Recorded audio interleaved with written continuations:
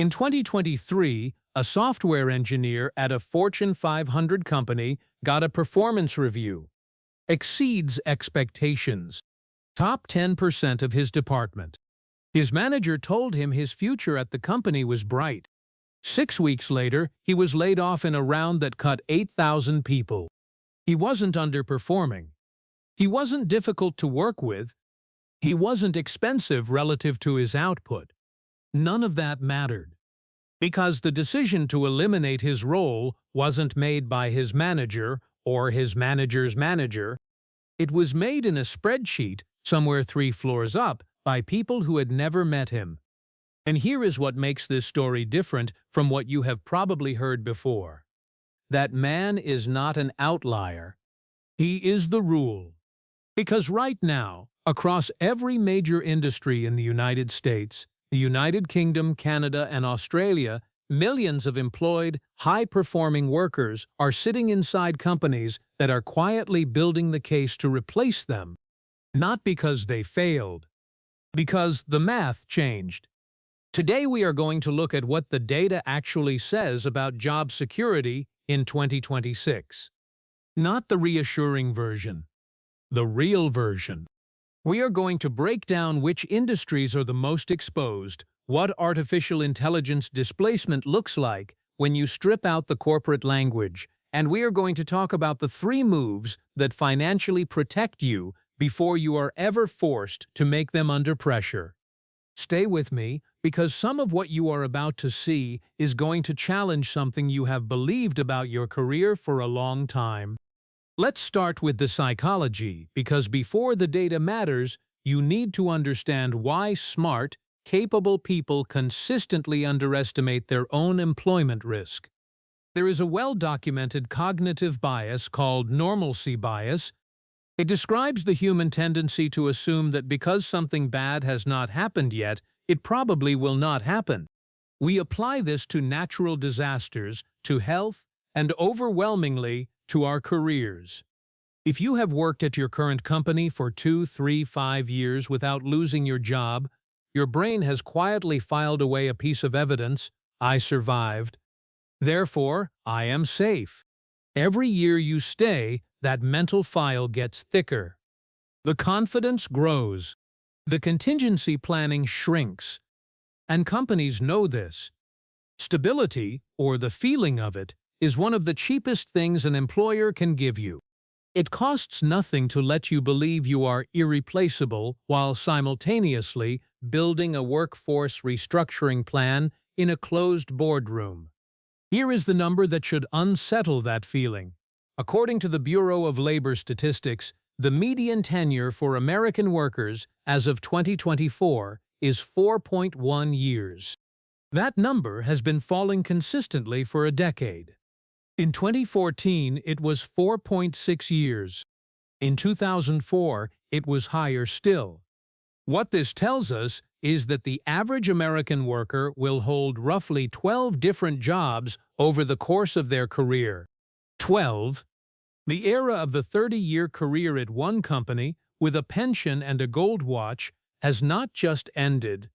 It ended so long ago that we have stopped talking about its absence. But here is the gap. Most employed workers still behave as if they are in that era. They plan as if their current job is permanent. They spend as if their current income is guaranteed. They invest, or more accurately, fail to invest, as if their salary is the floor and not the ceiling. And then the economy shifts. A board decision is made. A round of layoffs is announced. And suddenly a person who felt financially stable is anything but. The question is not whether this will happen to someone in your industry. The data says it already is. The question is whether you will be financially positioned to absorb it. Let's go through the numbers. The JOLTS report, which is the Bureau of Labor Statistics Job Openings and Labor Turnover Survey, tracks layoffs and discharges across every major sector of the U.S. economy. In 2024, total separations, meaning the combined total of quits, layoffs, and discharges, averaged over 5 million per month. Every month. 5 million workers either leaving or being pushed out of employment. Now, some of those are voluntary, people quitting for better opportunities. But the involuntary side of that number is significant. Layoff and discharge rates in sectors that workers typically consider stable, including finance and insurance, professional and business services, and information technology, have all risen meaningfully since 2022. Technology is the sector most people point to first, and for good reason. Between 2022 and 2025, the technology industry shed over 400,000 jobs in the United States alone, according to data tracked by Layoffs, FYI, and corroborated by individual company filings. Companies like Meta, Amazon, Google, Microsoft, Salesforce, and hundreds of mid-sized software firms all ran significant cuts during this period. What is striking is who got cut.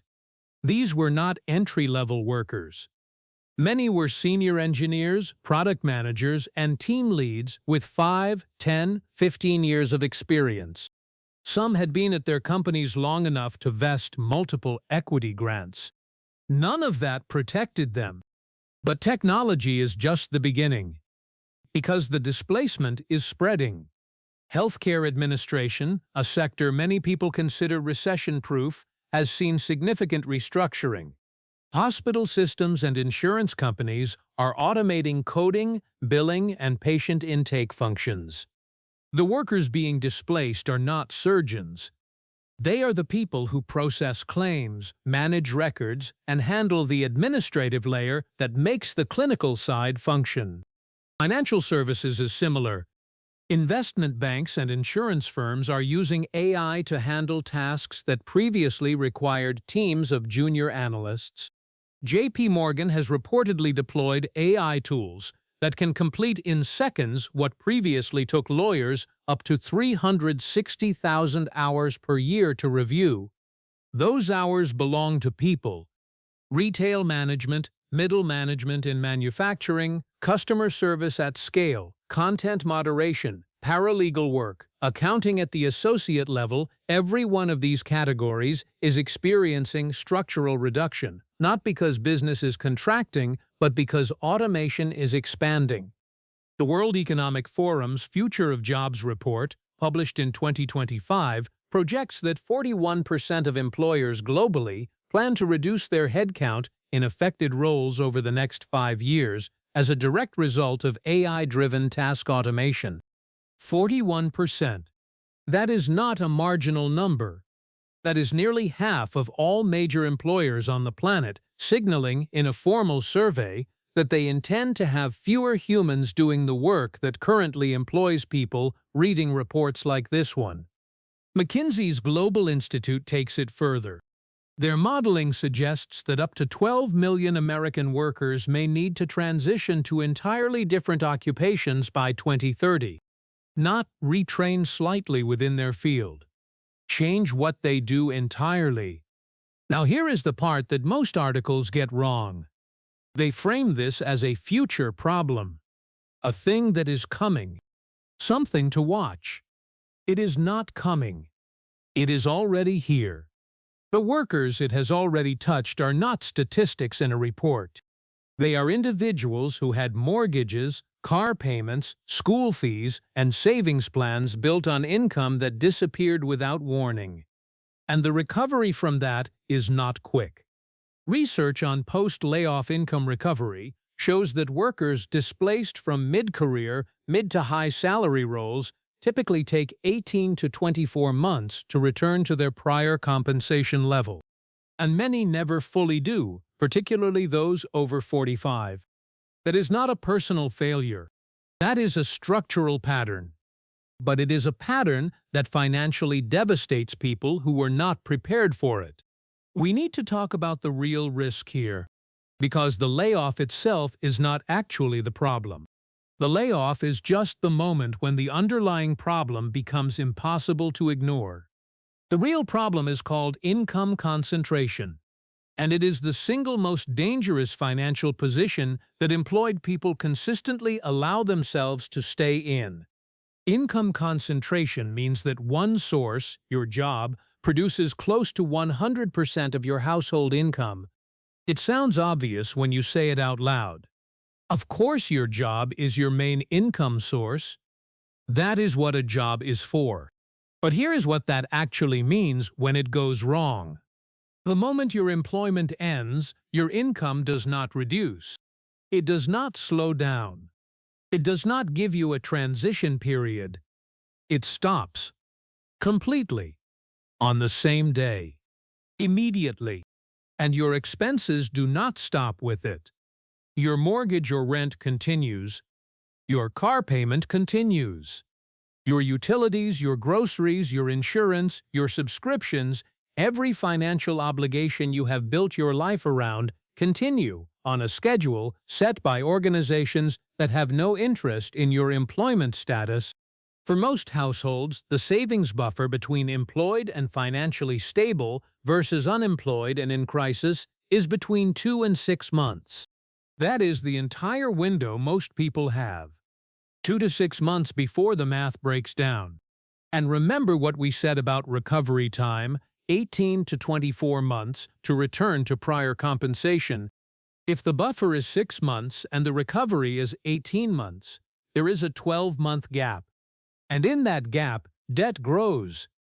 Credit scores fall. Retirement contributions stop. Savings deplete. The financial foundation that took years to build begins to erode in a matter of months. This is why job loss is not just an income event, it is a net worth event. It is a retirement timeline event. It is a stress event that affects decision-making, health, and relationships. Everything compounds in the wrong direction simultaneously. Now contrast this with what the financial research says about people who absorb job loss with minimal long-term damage. The difference is rarely that they were wealthier before the layoff. The difference is almost always that their income was not concentrated in a single source. They had a side income stream. It might have been small, a few $100s a month from a freelance skill, a dividend-paying investment portfolio, a small online business. But that stream continued after the job disappeared. It did not replace the salary, but it reduced the bleeding. It bought time. It kept the compounding working in their favor instead of against them. The concept here is income diversification, and it is the closest thing to a financial force field that exists for working professionals. LinkedIn's 2024 Workforce Confidence Index found that workers with at least one additional income source outside of their primary employment reported significantly higher financial resilience scores and significantly lower anxiety about job security regardless of their salary level. It was not how much they earned at their job. It was whether all of it came from one place. High earners with 100% income concentration are more fragile than moderate earners with 2 or 3 income streams. The number is almost irrelevant. The structure is everything. And here is what makes this urgent right now, in 2026 specifically. The era of passive income from savings accounts and conservative fixed-income investments producing meaningful returns is over. Interest rates have fallen back from their 2023 highs. Real returns on cash savings after inflation are once again near zero or negative in most categories. That means building an income buffer requires intentional action. It does not happen by default. It requires either building a skill-based income stream, building an investment portfolio that generates dividends or distributions, acquiring income-generating assets, or some combination of the three. None of those things happens quickly, which is why the time to start is before the layoff, not after it. So let's talk about what to actually do. Not in theory. Specifically, there are 3 financial moves that the data consistently shows reduce the damage of employment disruption. All 3 are things you can begin before anything bad happens. All 3 compound over time. And all three are available to working professionals at every income level. Move 1. Build your emergency fund to 9 months, not 3. The 3-month emergency fund rule is outdated. It was designed for a labor market where re-employment came faster and where severance packages were more generous. Neither of those conditions reliably applies in 2026. 9 months is the new floor based on current post-layoff recovery data. That means 9 months of your total fixed monthly expenses, rent or mortgage, utilities, insurance, debt minimums, groceries, transportation, held in a high-yield savings account that you do not touch for any reason other than a genuine income emergency. If 9 months feels unreachable right now, the move is to start building toward it with consistent monthly contributions. Even adding 1 additional month of buffer per year changes your risk profile meaningfully. 3 months becomes 4. 4 becomes 6. 6 becomes 9. The specific number matters less than the direction. Start moving toward it. Move 2. Convert one skill into a portable income stream. Every employed professional has at least one skill that has value outside of their specific employer. The question is whether that skill is packaged in a way that can generate income independently. This is not about quitting your job and starting a business. That framing stops most people before they start. This is about extracting a portion of what you already know how to do and offering it directly to people who need it, on a timeline that works around your current employment. Examples: a financial analyst who offers freelance modeling work on weekends, a project manager who consults independently for early-stage companies, a graphic designer employed full-time who takes on 3 freelance clients per quarter, a marketing manager who writes SEO content on a retainer for 2 small businesses. The goal in year 1 is not a significant income. The goal is proof of concept. Can this skill generate $500 a month outside of your employer? If yes, you have the beginning of an income stream that does not disappear when your employer makes a restructuring decision. $500 a month does not sound like a lot until you are in month 4 of unemployment. Then it is the difference between drawing down savings and not.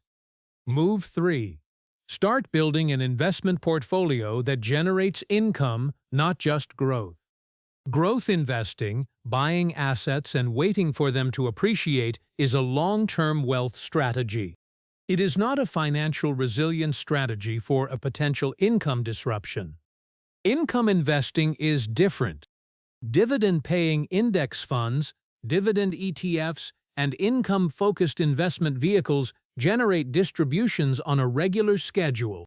The total amounts start small. But the principle is what matters: building a portfolio that produces cash flow independent of your employment status. A portfolio of $20,000 in a dividend ETF yielding 3.5% generates roughly $700 per year, or about $58 per month. That is not retirement income. But it is income that continues regardless of what your employer decides.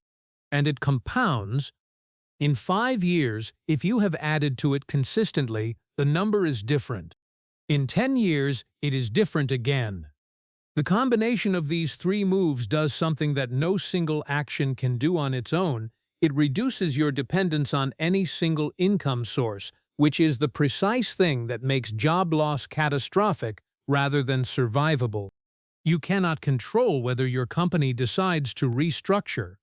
You cannot control whether AI displaces your specific function. You cannot control macroeconomic conditions or board-level decisions made in rooms you will never enter. What you can control is your financial architecture, the structure of your income, the depth of your buffer, the diversity of your cash flow sources, and the data is very clear on this. The professionals who come out of employment disruptions with their financial foundation intact are not the ones who had the most warning. They are the ones who had already built a structure that did not depend on any single employer's decision. Let's bring this back to where we started. That software engineer who was laid off 6 weeks after his best performance review, he recovered. It took 14 months. He lost a significant portion of his savings, restructured his lifestyle, and spent a period of time under a level of financial stress that he described as the worst experience of his adult life. He had done everything right at work, and none of it was enough because the risk was never in his performance. It was in his financial structure. One employer, one income source, no buffer deep enough, no streams running parallel. The data is not pessimistic. It is clarifying. The labor market is changing in ways that are structural, not cyclical. They will not reverse when the economy improves. Automation will not reverse. The compression of tenure will not reverse. The shift toward leaner workforces and contract-heavy employment structures will not reverse. But the response to that is not fear. It is preparation. It is building the financial architecture that makes your quality of life resilient to the decisions of people who will never meet you. The 3 moves we covered today, a 9-month emergency fund, a portable skill income stream, and an income-generating investment portfolio, are not complicated. They are not available only to high earners. They are available to you starting now, before anything happens. The cost of building that structure early is time and consistency. The cost of not building it is something considerably higher. If this video helped you think about your situation differently, subscribe.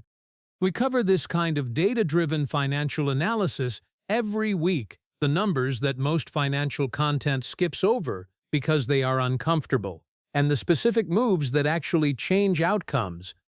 We will see you in the next one.